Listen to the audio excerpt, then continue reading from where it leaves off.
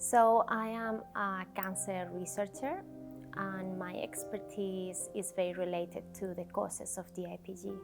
I was working in adult cancer, and I was trying to find how adult cancer relates to something that is called epigenetics. In 2020, I moved to the Children's Cancer Institute in Sydney to kind of change a little bit the gears and start doing research in childhood cancer.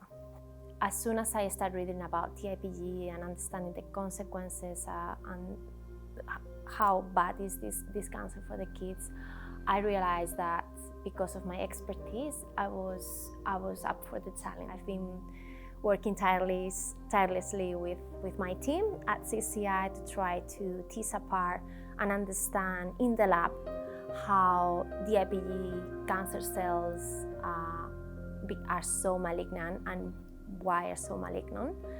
And now that we have a kind of clear picture of what's going on inside the cells, we are now trying to develop better therapeutic strategies to try to just target what is wrong in those cells. So the DIPG, fortunately, is a rare cancer. It is very important to collaborate internationally, to get to know other researchers, other neuro-oncologists that are doing the research or are kind of treating these kids. I have attended to a few international conferences where I've met a lot of researchers and medical oncologists where I have been able to discuss what are the top priorities and what are the areas that need to be researched. And I have also been able to share my research and been able to establish collaboration with them to really accelerate the finding a cure.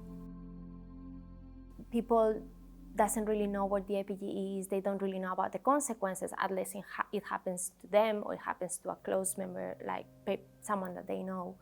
Now that families have realized that it's so important to have their voices and like research as well and make the world realize that it's an important topic and it's an important area that we do need to do research and we do need to try to find a solution. Now it's getting more known, and now doing these kind of things is really helping to create awareness. But the other important thing is the funding. So at the moment, there is not much funding, especially from the government, towards the DIPG research. Doing research is very, very expensive, not only for the cost of the research reagents that we use, but also to employ people to do the research. And there's not much money from the government. And now we have charities, usually funded by families affected by DIPG, that are actually helping us a lot and supporting us a lot to keep going. And I think we're going towards the right direction. We're not there yet. This is not a problem that is going to be solved in 3 or 4 years. We need like 10 years to not only improve the life expectancy of children diagnosed with DIPG, but also to cure them. More than 250 clinical trials have been opened to see if they can cure DIPG, and none of them have worked. So we have to stop doing what we're doing and try to think outside the box and create novel ways of treatment. Obviously, I have some expertise, but I needed other collaborators in Australia and internationally to help me out with this.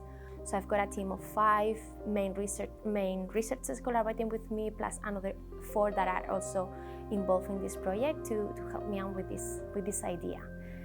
And the other idea that is important in the DIPG research is how can we deliver these new treatments to the brain?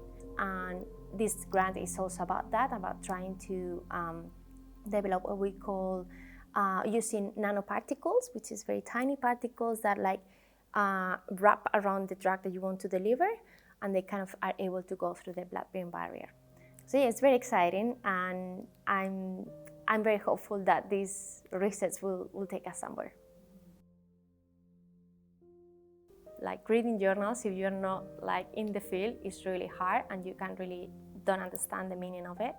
So I think that's why it's very important as researchers to be connected with their families. Before now, I feel very, very connected with the families, which keeps me going, and they're the driving force. They inspire me and they keep me motivated. Many of the conferences that I've been, they also invite the patients and families that they want to attend to them. So then you have the opportunity to talk to them, to hear about the stories. So for me, it's super important to know, like, yes, I'm fighting with this experiment, nothing works. We're gonna come back to it, because if this works, this is gonna help people. This is gonna help children that are going to be diagnosed. I don't know if it's gonna be tomorrow, in 3 years' time, in 10 years' time, but this is our contribution, and it's gonna be meaningful.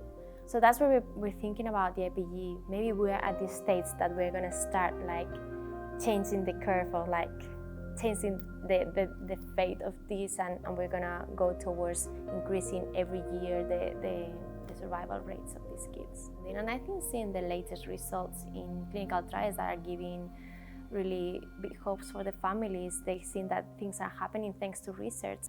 We do need to keep working together, because that's the best way, and I would say the only way to find a cure for the DIPG. And without government support, we're not going to be able to find a cure. So it is critical for us to be supported, and to still being supported by the government.